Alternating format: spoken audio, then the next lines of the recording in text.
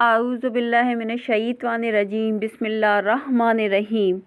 حضرت امام اعظم کا ایک دہریے سے مناظرہ اور دہریے کا قبول اسلام۔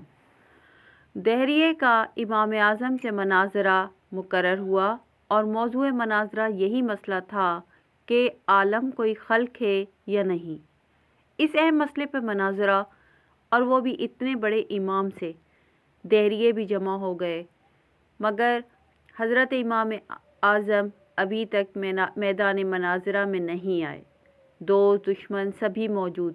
وقت مقررہ سے بہت دیر کے بعد مجلس میں امام صاحب تشریف لائے۔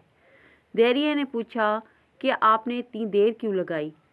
آپ نے فرمایا کہ اگر میں اس کا جواب یہ دوں کہ میں ایک جنگل کی طرف نکل گیا تھا، وہاں ایک عجیب واقعہ نظر آیا جس کو دیکھ کر میں حیرت میں وہیں کھڑا ہو گیا، اور وہ واقعہ یہ تھا کہ دریا کے کنارہ تھا، ایک درخت تھا، دیکھتے ہی دیکھتے وہ درخت خود بخود کٹ کٹ کر زمین پہ گر پڑا، پھر خود بخود اس کے تختے تیار ہوئے، پھر ان تختوں کی خود بخود ایک کشتی تیار ہوئی، اور خود بخود ہی وہ کشتی دریا میں لے گئی، پھر خود بخود ہی وہ دریا کے اس طرف سے مسافروں کو اس طرف لاتی اور لے جانے لگی، پھر ہر ایک سواری سے خود ہی کرایہ بھی وصول کرتی تھی۔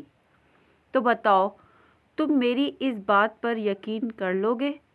دہریے نے یہ سن کر ایک کہا لگایا اور کہا، آپ جیسا بزرگ اور امام ایسا جھوٹ بولے تو تعجب ہے۔ بھلا یہ کام کہیں خود بخود بھی ہو سکتے ہیں؟ جب تک کوئی کرنے والا نہ ہو، کسی طرح نہیں ہو سکتے۔ حضرت امام اعظم نے فرمایا کہ یہ تو کوئی بھی کام نہیں ہے، تمہارے نزدیک تو اس سے بھی زیادہ بڑے بڑے عالیشان کام خود بخود بغیر کسی کرنے والے کے تیار ہوتے ہیں۔ یہ زمین، یہ آسمان، یہ چاند، یہ سورج، ستارے، باغات، یہ صدہا قسم کے رنگین پھول اور شیریں پھول، یہ پہاڑ، یہ چوپائے، یہ انسان اور یہ ساری خدائی بغیر بنانے والے کے تیار ہو گئی ہے۔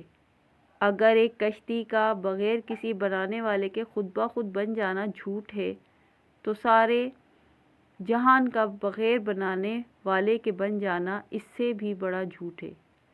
دہریہ آپ کی باتیں سن کر خود بخود بصیرت میں آ گیا اور فوراً اپنے عقیدے سے تائب ہو کر مسلمان ہو گیا۔